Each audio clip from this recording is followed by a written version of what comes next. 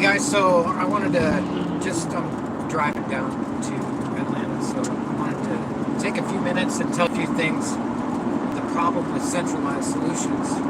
I'm not sure if it's too noisy or if my microphone's working, so I'll for themselves. You've got huge oil moguls that are like the Rockefellers that have created entire systems. Like the first thing that he did, he made millions of dollars in oil and then bought up all of the news outlets, all the newspapers and all the propaganda machines that he could get, and then used that to basically bias the public to do whatever he wanted them to do.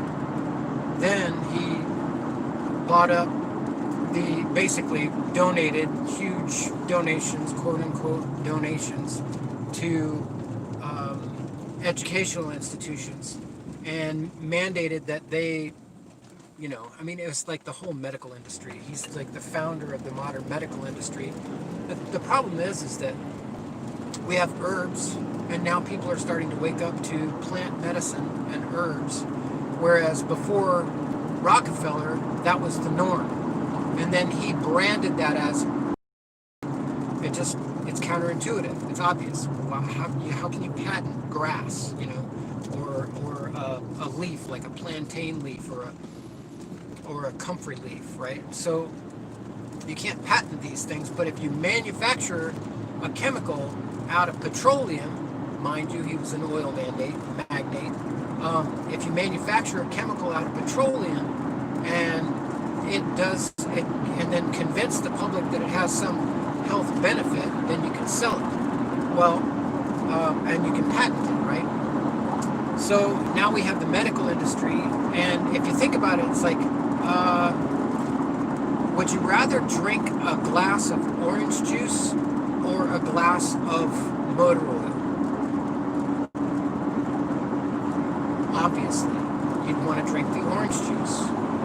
The motor oil, it's not obviously it's not the same thing. I don't mean to sound stupid or oversimplify something, but it's just, let's start with basic logic, okay? So this is a centralized problem. He has centralized or become the central authority of the American Medical Association. I'm not even going to talk about the American Psychiatric Association, but he's centralized all of these things. Now, let's take a look at the central bank. That's another problem. So, in 1913, the Federal Reserve took over the Treasury for the United States because of the Federal Reserve Act. And I'm not getting into the conspiracy theory about how that happened, or that happened on December 23rd, which is when everybody's away for Christmas, or that it was an undermining power grab. Let's just look at real statistics that don't mean anything, that nobody has anything on. In 1913, $20 would buy you 1 ounce of gold. 1 ounce of gold. Now, in 2013, how much was an ounce of gold? It was $1,000. And now it's creeping up on $2,000 in 2020. So you can see the difference between the year 2013 and the year 2020. Just that. But the real thing is the statistic in the value of the US dollar going that drastically down against an asset, which is gold. And then we look at the inflation, and they put all these different things, the words around, language around the statistics, like, the increase in value of real estate, or the inflation, interest, all these different things, right? So now, you used to be able to put money in a bank, and the banker would pay you to use the money in loans and other services for other parties, other people that wanted to work with the bank. Well, now they don't really pay you anything because they can't.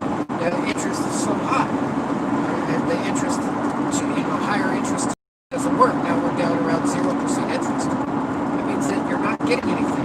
If you put money in your bank, you're not even going to keep up with inflation. So you're losing money if you put it in a bank. Well, they don't want you to know that. But the central authority is the problem, right? So now let's take a look at Bitcoin, or just any cryptocurrency, but let's stay with Bitcoin because it's a word that we're familiar with. So Bitcoin is decentralized, and that's more trustworthy because although you have a lot of self-interested parties working with Bitcoin, it's known that they're self-interested, and the technology is developed in such a way that every self-interested party is working with the system and is interested in keeping the system working as it's supposed to, so that they continue being profitable. You've got the miners mining, people staking, different things going on, but the majority of people are interested in the ecosystem maintaining its integrity. And so the fact that it's decentralized, let me give you a little breakdown of what that means. So every full node wallet has an entire history of the entire blockchain of every transaction that's ever taken place in the history of that currency. Somebody wants to call me from a restricted number and I hung up. So sorry about that. So you have the blocks. The way that the blocks are created is every 10 minutes or so, every transaction that takes place within that 10 minutes, and it's a total of 2 megabytes per block, is recorded, stamped permanently in the ledger of the blockchain.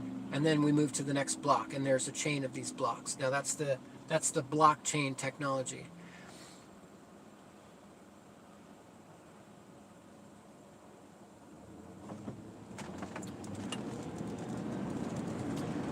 Yeah, I got some stupid call in the middle of what I was doing. So I wanted to talk not just about crypto, but I wanted to talk about a couple other things. It's good to see you, Sam. So you've got the other problem with centralized issues, but I'm gonna go back to the blockchain and how that works. So you got these blocks, and every one of the full nodes has the entire blockchain or the entire history of that blockchain on it. And everybody that has it, they are verifying transactions every 10 minutes. So that network is crunching numbers in SHA-256, which is a Department of Defense level encryption. And there's other algorithms as well, but SHA-256 is what Bitcoin is written in. So you have all these self-interested people. If one of the nodes is incorrect, meaning it doesn't agree on consensus, which is another important word, if it doesn't agree, the consensus algorithm will wipe that one clean and put the memory back in place of the standard that everything else has. So it all agrees because it's decentralized. And that way, even all the computers of Google couldn't hack it. I've got a guy trailing a piece of wire probably 30 feet out of his truck here. It's really interesting. Anyway, so you've got the value of decentralized being that because so many different self-interested parties are keeping the integrity of it, then one party can't overtake the rest of it and change anything or alter it or taint it in some way. Now you take a look at what's happening, and this will be controversial, so mind you. Take a look at what's happening with the WHO, the World Health Organization, and the CDC.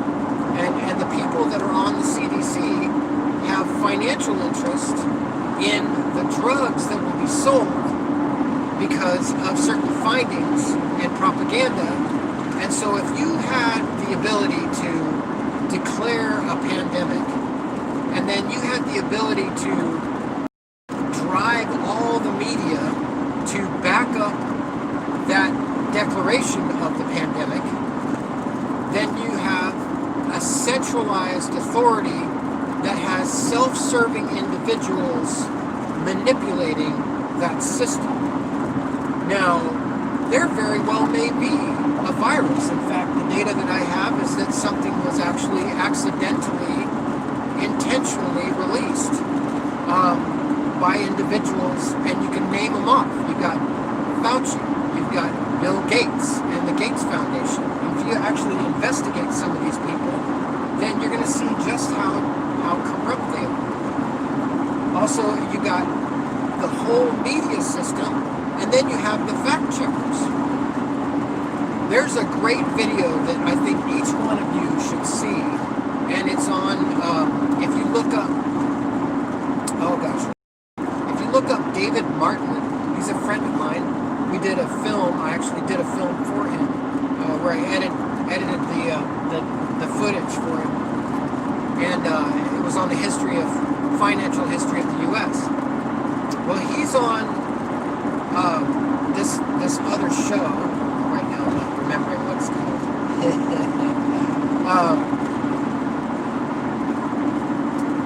London Real. So London Real got censored by YouTube because they had David Icke on there, and they literally shut them down. And so London Real has their own decentralized video platform that they've launched this Plandemic. So if you look up London Real, David Martin, Plandemic, watch that show. It's an hour, almost 2 hours long, hour and a half, something. But there is so much broken down in that.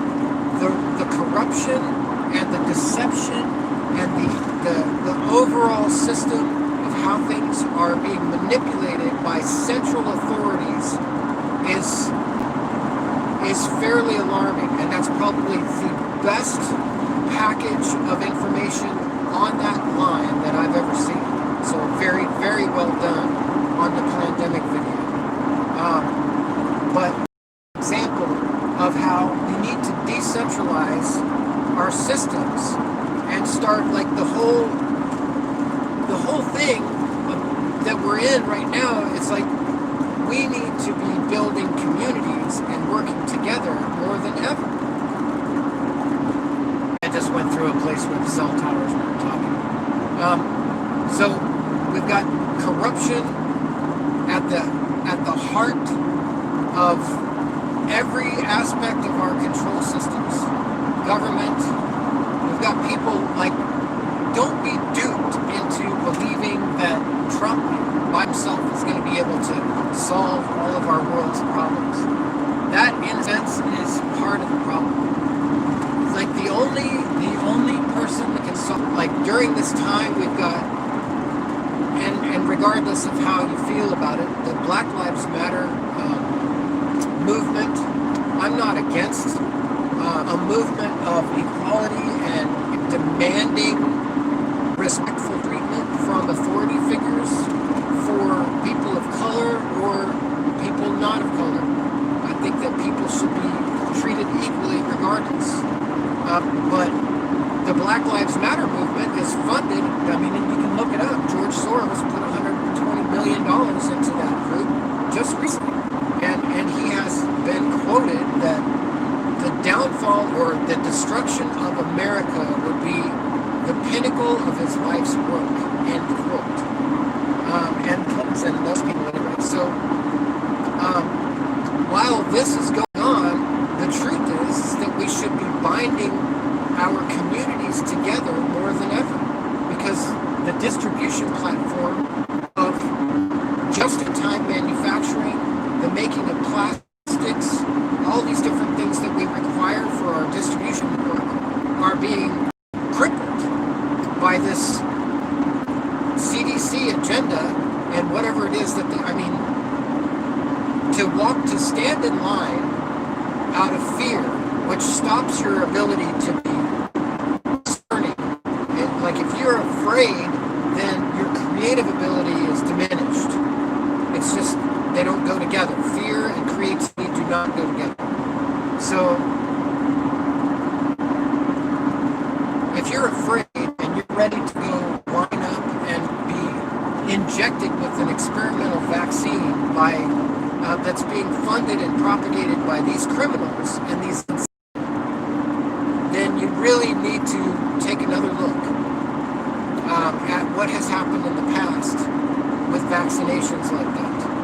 And if they try to do a mandatory vaccination, this is America.